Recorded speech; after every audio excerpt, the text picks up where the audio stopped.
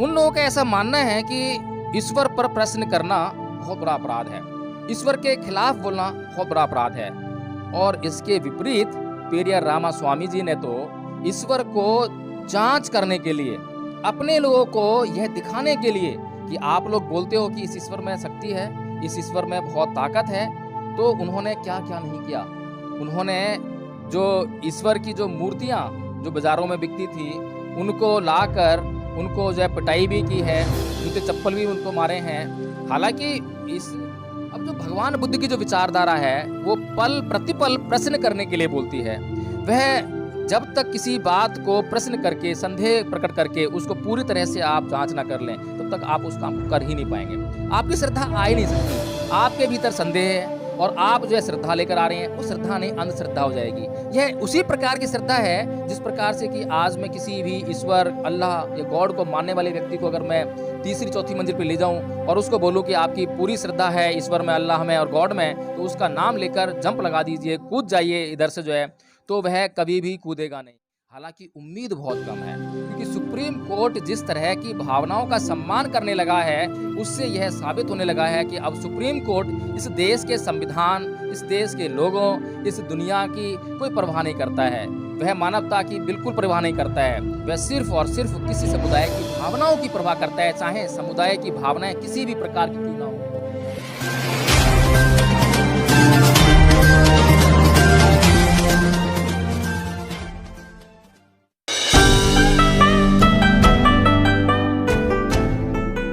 नमस्कार, आप देख रहे हैं एनबी न्यूज 24x7 नीलम बोध के साथ। बातों को हमें समझना चाहिए और आखिर किन विचारों का विरोध करते हैं।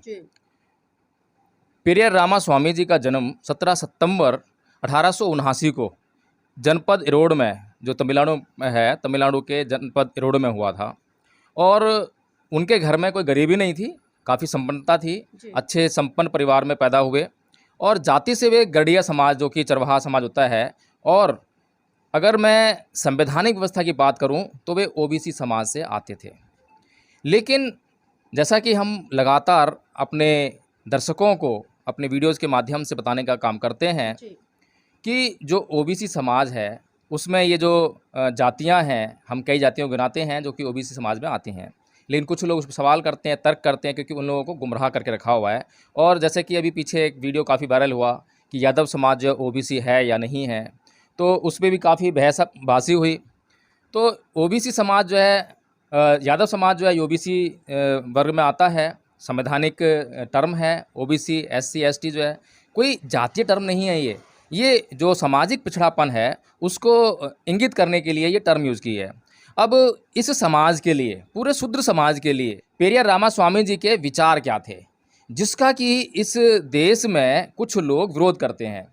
तो वो इनके विचार थे, मैं आपको उनकी थोड़ी सी डिटेल में लेके जाना चाहूँगा। जो उनकी कहानी है, 1879 में उनका जन्म होता है और 1904 में वे काशी की यात्रा करते हैं। धार्मिक यात्रा शायद रही होगी, क्योंकि काशी आए हैं। तो अब काशी में वो जो है बहुत ज़्यादा हिंदू धर्म का जो पाखंड है, अंधविश्वास है, वहाँ पर वो देखते हैं। उसके बाद उनको जो है एक दिन भूख लगती है, तो वहाँ पर एक होटल में कुछ मुफ्त खाने की व्यवस्था थी। तो वे वहाँ जाकर बैठ जाते हैं खाने के लिए। लेकिन वहाँ पर होटल के जो कर्मचारी हैं उनको खाना देने से इनकार कर देते हैं, यह कहकर कि ये जो मुफ्त व्यवस्था है सिर्फ़ और सिर्फ ब्राह्मणों के लिए है, ये अन्यों के लिए नहीं है। वे उनसे काफ़ी प्रार्थना करते हैं, भूखे होते हैं, भूख के मारे जान निकल रही होती है, तो वे उनसे काफ़ी प्रार्थना करते हैं कि मुझे खाना दे दीजिए। लेकिन उनको खाना देने के बजाय वहाँ से उनको अपमानित करके वहाँ से धक्के देकर निकाला जाता है। उस घटना के बाद पेरियार रामास्वामी जी का जो रहा सहा ईश्वर में विश्वास होगा वह भी पूरा धूमिल हो गया, चूर-चूर हो गया। अब उनके दिमाग में ईश्वर के लिए बिल्कुल भी जगह नहीं थी। उसके बाद उन्होंने जो है जितना चिंतन मनन किया और हिंदू धर्म का जो पाखंड है उसका बारीकी से अध्ययन किया कि ये आखिर व्यवस्था क्या है, ये पाखंड क्यों करते हैं लोग जो है।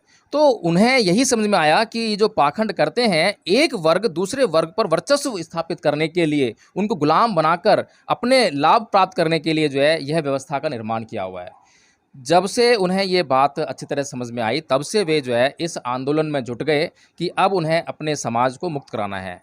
1919 में उन्होंने कांग्रेस ज्वाइन करी, इसी मकसद से कि राजनीतिक संगठन है और यह भारत के लोगों की आवाज़ उठाता है, ज़रूर इसके माध्यम से जो है मैं अपने लोगों का भला कर सकता हूँ। जब उन्होंने कांग्रेस ज्वाइन की, जिस मकसद से ज्वाइन की, उस मकसद के तहत ही उन्होंने अपनी कुछ मांगे कांग्रेस के सामने रखी। वहाँ पर जो कांग्रेस को ज्वाइन कराने वाले थे, उनको जो है वो सी राजागोपालाचारी थे, जिन्होंने उनको कांग्रेस ज्वाइन कराई थी। तो उन्होंने उनसे एक मांग की कि जो पिछड़े लोग हैं, SC ST OBC जो लोग हैं, शूद्र समाज के जो लोग हैं, उनके लिए भी नौकरियों की व्यवस्था की जाए, उनको भी नौकरी में रखा जाए, कि जबकि अब तक नौकरियों में कोई व्यवस्था नहीं थी, रखा नहीं जाता था उनको, जो ऐसी व्यवस्था थी। तो कांग्रेस ने उनकी इस मांग को एक सिरे से खारिज कर दिया। और भी उन्होंने जो है इस तरह की मांगें रखी, जैसे विधवा विवाह है, बाल विवाह पर रोक है, तो इस तरह की जो अंधविश्वास भरी कुप्रथाएँ थीं, तो ऐसी कुछ मांगें उन्होंने रखी, लेकिन कांग्रेस ने जो है उनको सिरे से नकार दिया। इसके बाद उस बात से व्यथित होकर कि यह जो संगठन मैंने जिस मकसद से ज्वाइन किया था, यह जो है किसी काम का नहीं है। हालांकि वह कांग्रेस में एक अच्छे पद पर थे, मद्रास कांग्रेस प्रेसिडेंसी के जो है वे अध्यक्ष भी चुने गए थे। उसके बावजूद इतना उनको अपने व्यक्तिगत तौर पे तो सम्मान मिल ही रहा था और कुछ लाभ भी मिल रहा होगा, लेकिन उनकी जो पीड़ा थी वो समाज की पीड़ा थी। आज भी हम देखते हैं कि हमारे समाज के बहुत से लोग MLA MP बन जाते हैं और वे उस पद को अपने समाज की भलाई में नहीं लगाते। अभी भी एक ऐसी घटना हमारे साथ भी गुजर रही है, अभी उसका जिक्र हम बाद में करेंगे, जो है कि किस तरीके से समाज के जो MLA MPs हैं वो समाज के वोट को लेकर जो है इन MLA MP बनते हैं, लेकिन समाज के लिए उनका जो काम है वो बिल्कुल नहीं होता है, बल्कि अपने लाभ को प्राप्त करने के लिए वे लगातार उस पद पर बने रहते हैं। तो नीलम जी, जो व्यवस्था का विरोध किया वो व्यवस्था थी ईश्वरीय व्यवस्था। आज भी हम देखते हैं कि बहुत सारे लोगों का ईश्वर में बहुत विश्वास है। अब इसको विश्वास कहें, अंधविश्वास कहें, जिन लोगों का विश्वास है वो विश्वास कहते हैं, श्रद्धा कहते हैं, और जो लोग इसकी जांच करना चाहते हैं उनको वे लोग फूटी आंख नहीं सुहाते हैं, क्योंकि अब उन लोगों का ऐसा मानना है कि ईश्वर पर प्रश्न करना बहुत बड़ा अपराध है, ईश्वर के खिलाफ बोलना बहुत बड़ा अपराध है। और इसके विपरीत पेरियार रामास्वामी जी ने तो ईश्वर को जांच करने के लिए, अपने लोगों को यह दिखाने के लिए कि आप लोग बोलते हो कि इस ईश्वर में शक्ति है, इस ईश्वर में बहुत ताकत है, तो उन्होंने क्या क्या नहीं किया। उन्होंने जो ईश्वर की जो मूर्तियाँ जो बाज़ारों में बिकती थी उनको लाकर उनको जो है पिटाई भी की है, जूते चप्पल भी उनको मारे हैं। हालांकि इस बात से जो है आज बहुत से लोगों की धार्मिक भावनाएं आहत होने का डर है कि हो सकता है, क्योंकि बहुत ही कमज़ोर भावनाएं हैं। जी जी सर, अभी आपने धार्मिक भावनाएं की बात करी, और जिस तरह से धार्मिक भावनाएं की बात करिए तो इसी कड़ी में एक मुद्दा भी निकल कर आया। हम देख रहे हैं कि जिस तरह से M देव नायगम जी, जो कि वहाँ से तमिलनाडु से है, उन्होंने सुप्रीम कोर्ट में एक याचिका दर्ज की है कि जो तमिलनाडु में पेरियार जी की मूर्ति लगी है, जो स्टैचू है, उस पर जो उनके विचार है उनको हटा देना चाहिए, क्योंकि उससे कहीं ना कहीं जो एक हिंदू धर्म को मानने वाले लोग हैं उनकी भावनाएं आहत होती हैं।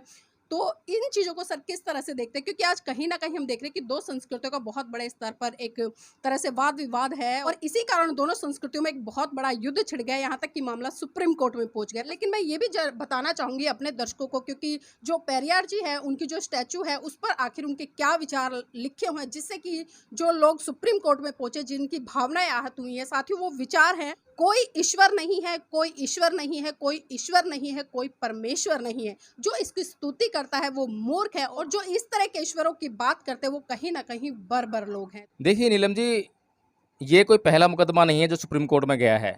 इससे पहले भी जो है पेरियार रामास्वामी जी के जो विचार हैं, जो उनकी किताब में जो रामायण की सच्ची चाबी नामक उन्होंने किताब लिखी थी तमिल में, तो जब उन्होंने हिंदी में इस किताब का अनुवाद किया तो इस पर भी हिंदुओं की भावनाएं आहत हुई, होना लाजमी था। अब उस केस में सुप्रीम कोर्ट तक ये लोग गए, और सुप्रीम कोर्ट से भी मुंह की खाने के बाद भी उनको अकल नहीं आई।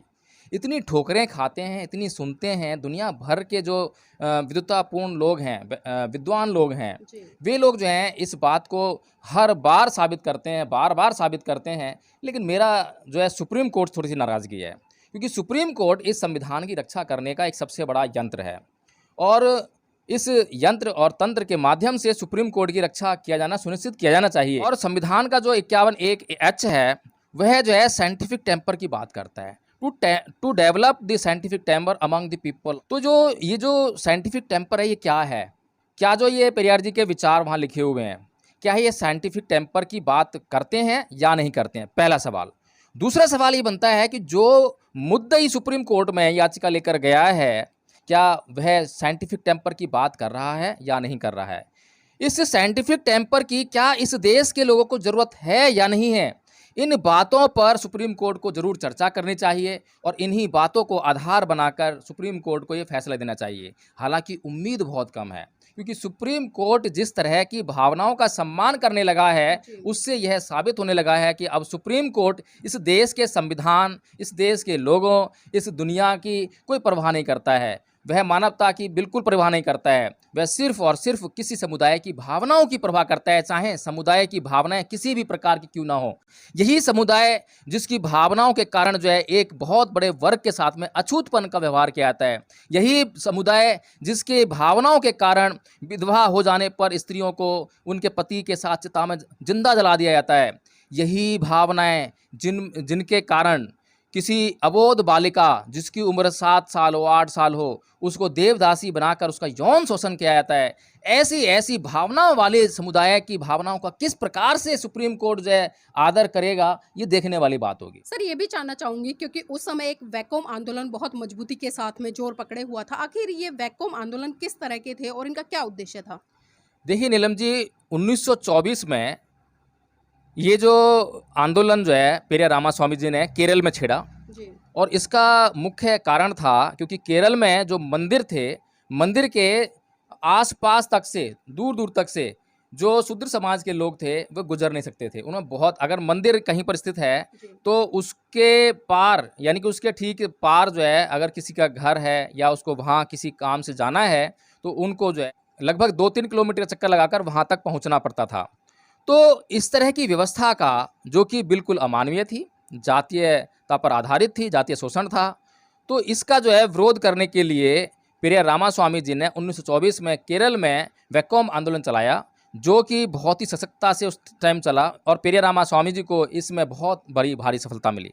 सर जाते जाते आखिरी सवाल लेना चाहूंगी, जिस तरह पेरियार जी ने जो क्रांतिकारी आंदोलन किए और जिन आंदोलनों की वजह से आज कहीं ना कहीं हम देखते हैं कि बहुत बड़ा तबका मुखर होकर अपनी आवाज़ को बुलंद करता नजर आता है, तो खासकर उस तबके के लिए क्या संदेश देना चाहेंगे पेरियार जी के विचारों, सिद्धांतों और दार्शनिक जो एक मार्ग रहा उसको लेकर? देखिए नीलम जी, मैं इस देश के लोगों को, किसी जाति से समुदाय, किसी धर्म के लोगों को नहीं, बल्कि इस देश के लोगों को ये महत्वपूर्ण संदेश प्रेषित करना चाहता हूँ कि देखिए, आप जो है कोई भी काम कीजिए, किसी भी धर्म को मानिए, किसी भी जगह पर रहिए, लेकिन आप कम से कम जो है अपनी जो धार्मिक भावनाएं हैं उसको जांच कर लीजिए। कहीं आपकी धार्मिक भावनाओं के कारण किसी दूसरे वर्ग की भावनाएं तो आहत नहीं हो रही हैं, किसी दूसरे वर्ग के मानव अधिकार तो नहीं चल जा रहे हैं। आपको अपनी भावनाओं को लगातार चेक करना होगा और अच्छा हो कि आप तर्क करें, आप प्रश्न करें। आप जो है अपने ही समाज से, अपने ही धर्म के जो पंडे पुजारी हैं, जो भी लोग हैं, जो भी, चाहे मैं हिंदुओं की बात ही नहीं कर रहा हूँ, मैं मुसलमानों की बात भी कर रहा हूँ, सिखों की बात भी कर रहा हूँ, मैं ईसाइयों की बात भी कर रहा हूँ। हर एक धर्म के मतावलंबी को अपने धर्म के जो उनके पुरोधा हैं, जो विद्वान लोग हैं, उनसे सवाल करने चाहिए। उनसे वे सवाल करने चाहिए जहाँ उन्हें संदेह पैदा होता है। उन्हें खाली यहाँ पर इस बात के लिए नहीं रुक जाना चाहिए कि यह बात ईश्वर के खिलाफ है, अल्लाह के खिलाफ है, गॉड के खिलाफ है। इस बात से उनको रुक जाना नहीं चाहिए, बल्कि उन्हें तर्क करना चाहिए, अपने संदेहों को पूरा स्पष्ट करना चाहिए। अब जो भगवान बुद्ध की जो विचारधारा है, वो पल प्रतिपल प्रश्न करने के लिए बोलती है। वह जब तक किसी बात को प्रश्न करके, संदेह प्रकट करके उसको पूरी तरह से आप जांच ना कर लें, तब तक आप उस काम को कर ही नहीं पाएंगे।